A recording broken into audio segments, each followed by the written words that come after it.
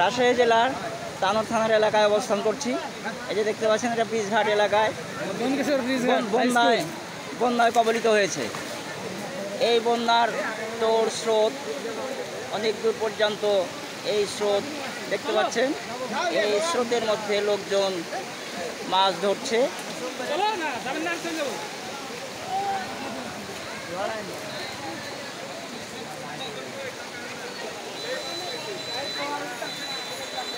এই রাস্তাটি পানিতে ডুবে গেছে। এটা রাস্তা দেখতে পাচ্ছেন, এই রাস্তাটি পানিতে ডুবে গেছে।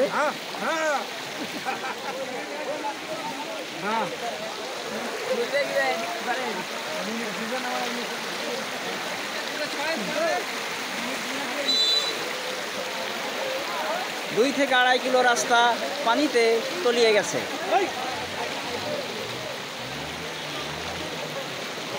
বনকাসর ব্রিজঘাট এলাকায় বন্যায় কবলিত হয়ে রাস্তাঘাট সব ডুবে গেছে।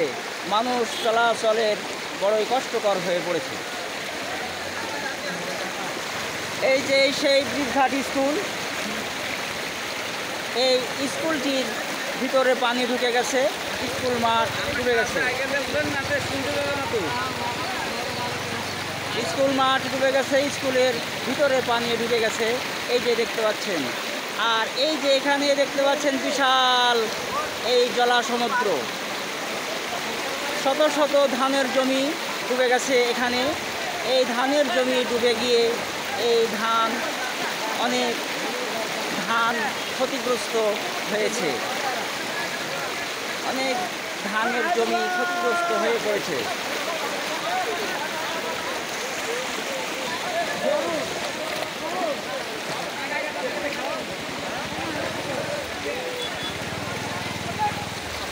এই রাস্তাটি ডুবে গিয়ে মানুষ চলাচলের বড়ই ব্যাঘাত ঘটেছে।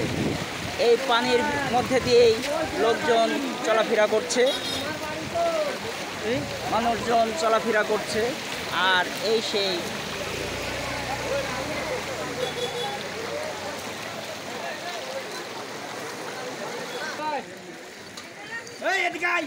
পানির তোড়ে স্রোতের কবলে পড়ে এই বাড়ি ভেঙে পড়ে গেছে। এই যে দেখতে পাচ্ছেন, এখানে মাটির বাড়ি। এই বাড়িটি ভেঙে এখানে খণ্ড বিখণ্ড হয়ে মাটিগুলি এই পড়ে আছে। এই দেখতে পাচ্ছেন।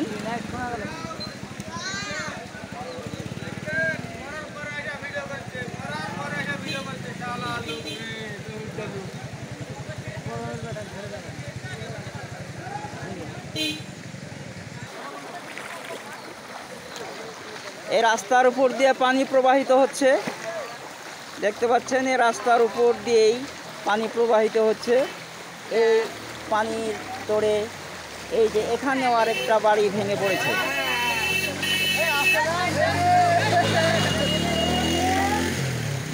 এই দেখতে পাচ্ছেন, এখানে আরেকটা বাড়ি ভেঙে পড়েছে। এই যে ভাঙা দেখা যাচ্ছে, এখানে জানালা ভেঙে এখানে এই যে বাড়িটি ভেঙে পড়েছে।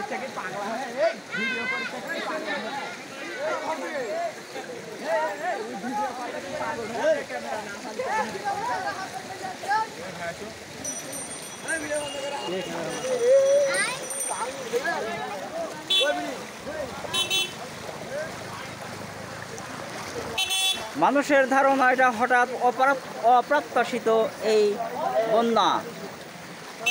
এই বন্যায় বাড়িঘর ভেঙে গেছে।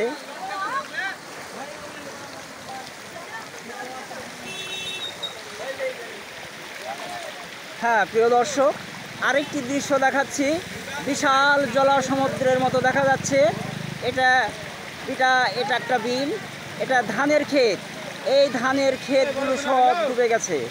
ধান দেখা যাচ্ছে না, শুধু জলা সমুদ্রের মতো নদী হয়ে গেছে, মনে হচ্ছে যে একটা নদী। এই পানির নিচে শত শত ধানের জমি তলিয়ে গেছে। অনেক ধানের ক্ষেত ক্ষতিগ্রস্ত হয়েছে এই পানির নিচে তলিয়ে। এই দেখতে পাচ্ছেন অনেক গৃহস্থের ধান তলিয়ে গিয়েছে।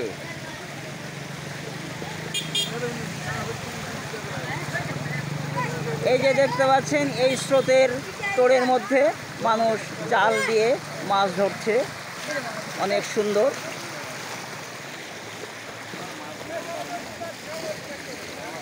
আর এই রাস্তার উপর দিয়েও এই পানি প্রবাহিত হচ্ছে।